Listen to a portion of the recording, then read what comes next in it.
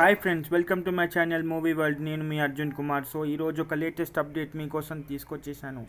అయితే అందరూ జాతకాలను నమ్మే వాళ్ళు కూడా ఇలాంటి వీడియోలను చూసి ఆశ్చర్యపోతారని చెప్పాలి. ఎందుకంటే కొంతమంది ప్రభాస్ పని అయిపోయింది, ఇక ప్రభాస్ పని ఎందుకు పనికిరాదు అని మాట్లాడి జాతకాలు చెప్పిన వాళ్ళు కూడా ఈ కలెక్షన్ల సునామీని చూస్తే ప్రస్తుతానికి ఆశ్చర్యపోతారని చెప్పాలి.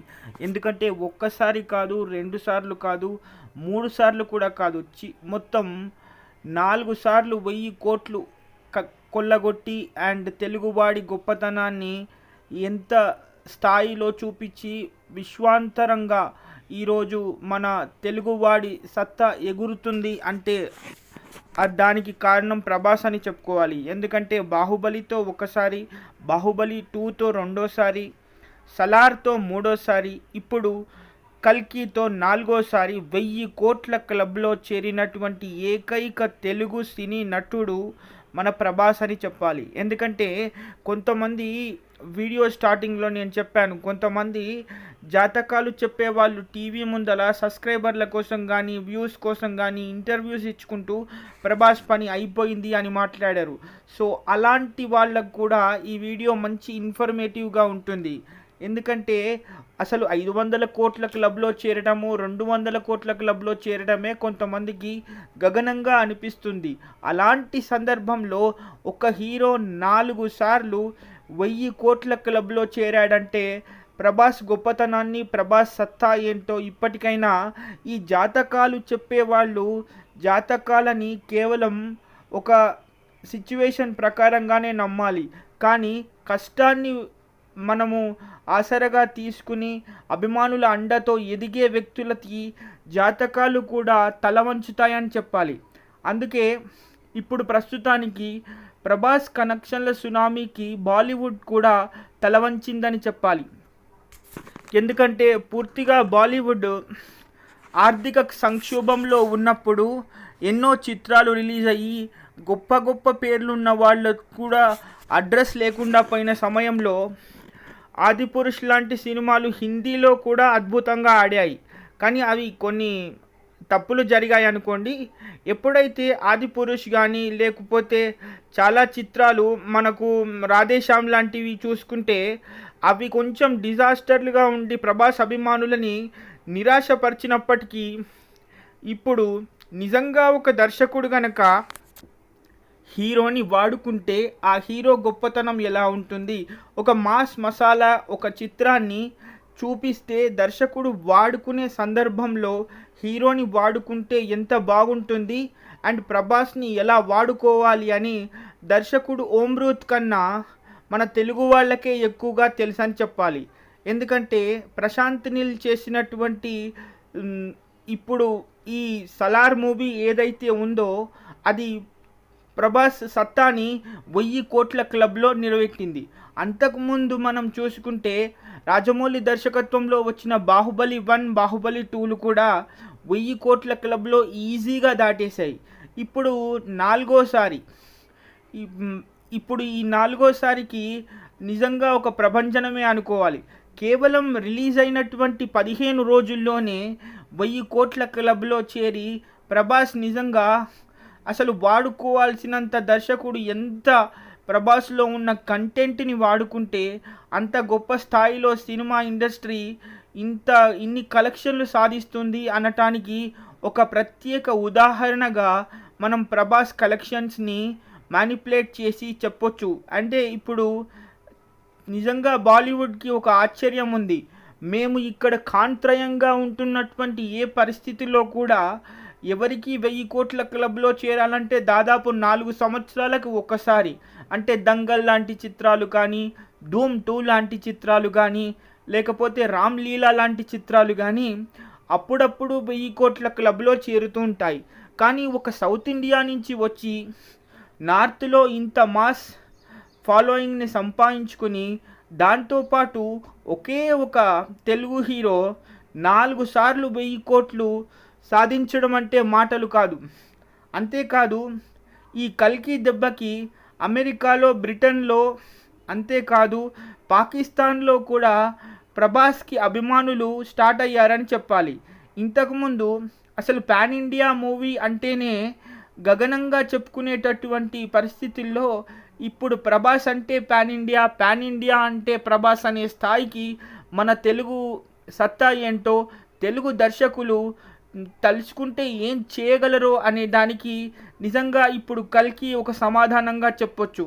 నిజంగా తొలి రోజు నుంచే 150 కోట్ల రూపాయలు తొలి రోజే కలెక్ట్ చేసుకుని పూర్తిగా 15 రోజులు పూర్తయిపోయేసరికి 1000 కోట్ల క్లబ్లో చేరి ఇప్పుడు నిజంగా ప్రపంచం అంటే ఇలా ఉంటుంది, నిజంగా ఒక చిత్రాన్ని ఆదరిస్తే ఇలా ఆదరిస్తారు, జనాలు బ్రహ్మరథం పడితే ఇలా బ్రహ్మరథం పడతారు అనే స్థాయిలో ఈ చిత్రం రావటానికి నిజంగా 4 సంవత్సరాల కష్టమని చెప్పుకోవాలి. అంతేకాదు 84 ఏళ్ల వయసులో కూడా అమితాబ్ బచ్చన్ చేసినటువంటి గొప్ప ఫీట్లు డూప్ లేకుండా రోప్స్ కట్టుకుని ఆ అశ్వత్థామ పాత్ర గురించి ఆయన పడ్డ కష్టానికి నిజంగా ఫలితం దక్కిందని చెప్పాలి. ప్రభాస్ని నమ్ముకుని ఇంత గొప్ప చిత్రాన్ని చేసేటప్పుడు కూడా అంటే బాహుబలి చేసిన ఎక్స్పీరియన్స్తో తాను బిగ్ స్కేల్ ఆఫ్ మూవీస్కి కరెక్ట్గా సెట్ అవుతాను అని ప్రభాస్ అనుకోవడం వల్లనే కావచ్చు, ఎవరూ నమ్మనటువంటి ఇంత పెద్ద ప్రాజెక్ట్ని ఇప్పుడు ప్రభాస్ నమ్మడం వల్లనే దీన్ని ఇంత గొప్ప స్థాయికి తీసుకొచ్చారేమో అభిమానులు అని అందరూ అనుకుంటున్నారు. ప్రమోషన్లలో కొంచెం వెనకబడ్డప్పుడు చాలామంది ట్రోలింగ్ చేశారు మన ప్రభాస్ గురించి అండ్ కల్కి గురించి. కానీ ఒక్కసారి రిలీజ్ అయ్యి సినిమా థియేటర్లోకి వచ్చిన తర్వాత బొమ్మ దద్దరిల్లిపోయిందని చెప్పాలి.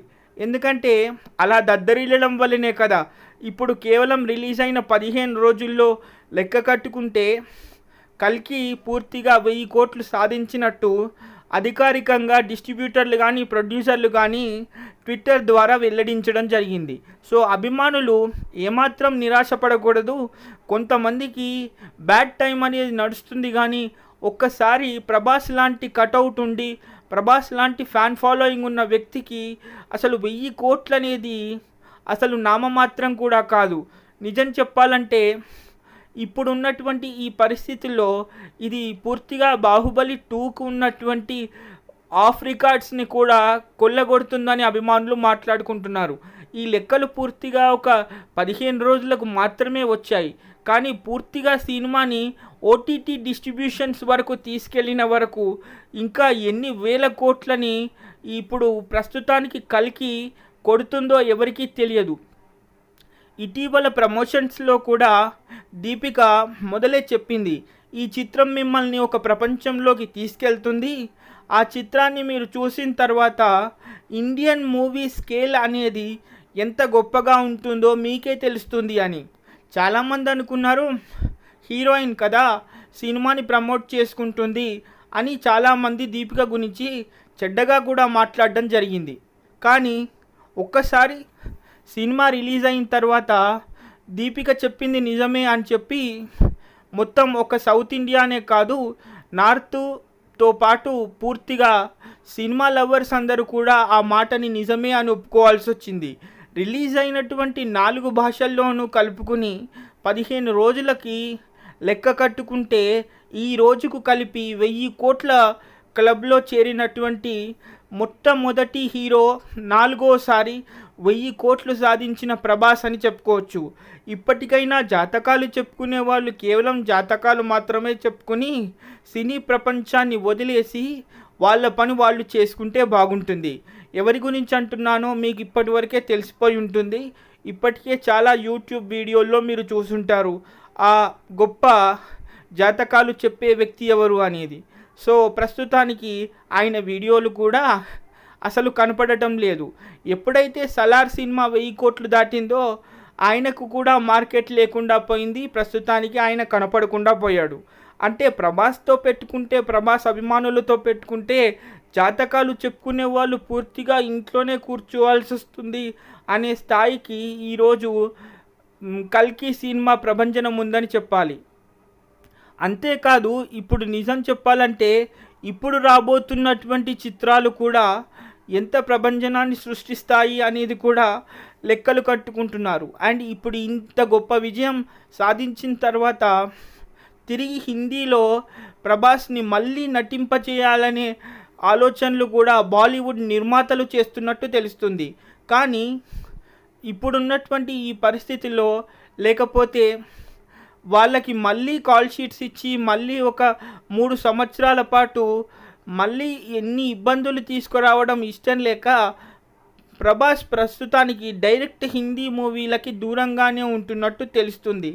ఎందుకంటే ఆదిపురుష్ కొట్టిన దెబ్బ అంత గట్టిగా ఉంది. మరి తిరిగి ఆయన తీసుకున్నటువంటి రెన్యునేషన్ తిరిగి ఇచ్చేసి డిస్ట్రిబ్యూటర్లను కాపాడాల్సిన పరిస్థితి వచ్చింది పాపం ప్రభాస్కు. మళ్ళీ హిందీ సినిమాలను నమ్ముకుని లేనిపోని కాలం వృధా చేయకుండా ఇలాంటి చిత్రాలతోనే తెలుగు ఇండస్ట్రీని ఒక స్థాయికి ప్రభాస్ తీసుకురావాలని అభిమానులు ముక్త కంఠంతో కోరుతున్నట్టు తెలుస్తుంది. అంతేకాదు ఇంత గొప్ప ప్రభంజనాన్ని ఇంకా ఎంతకాలం కొనసాగిస్తారు అభిమానులు అనేది కూడా చూడాలి. బాయ్.